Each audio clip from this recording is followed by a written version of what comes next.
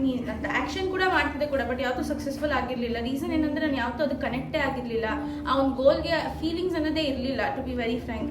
ಇಲ್ಲಿ ಬಂದಮೇಲೆ ಆ್ಯಕ್ಚುಲಾಗಿ ಅನಿಸಿದ್ದು ಆ ಫೀಲಿಂಗ್ಸ್ ಕನೆಕ್ಟ್ ಆಗಿದ್ದು ಕೂಡ ಇಲ್ಲಿಗೆ ಬಂದಮೇಲೆ. ಸೊ ಇವಾಗ ಆ್ಯಕ್ಚುಲಾಗಿ ಅದನ್ನ ಅಚೀವ್ ಮಾಡ್ತೀನಿ, ನನ್ನ ಗೋಲ್ಸ್ ಏನಿದೆ, ನನ್ನ ಡ್ರೀಮ್ಸ್ ಏನಿದೆ ಅದನ್ನು ಅಚೀವ್ ಮಾಡ್ತೀನಿ ಅಂತ ನಂಬಿಕೆ ಜಾಸ್ತಿ ಆಗಿದೆ ಆ್ಯಂಡ್ ಬಿಲೀಫ್ ಸಿಸ್ಟಮ್ ಇನ್ನೂ ಜಾಸ್ತಿ ಆಗಿದೆ. I am very happy. ನಮ್ಮಮ್ಮ ಥ್ಯಾಂಕ್ಸ್ ಹೇಳಬೇಕು. ಇಲ್ಲಿಗೆ ಬರೋಕ್ಕೂ ಮುಂಚೆ 50-50 ಇತ್ತು ನನ್ನ ಮೈಂಡ್ ಸೆಟ್. ಏನೋ ಹೇಳ್ತಾರೆ ಅವ್ರು ಹೇಳೋದಕ್ಕೋಸ್ಕರ ಅಂತ ನಾನು ಬಂದಿದ್ದು, to be very frank. But ಬಂದಿದ್ದು ನಾನು ತುಂಬ ಮಿಸ್ ಮಾಡ್ಕೊಂಡ್ಬಿಡ್ತಿದ್ದೇನೋ.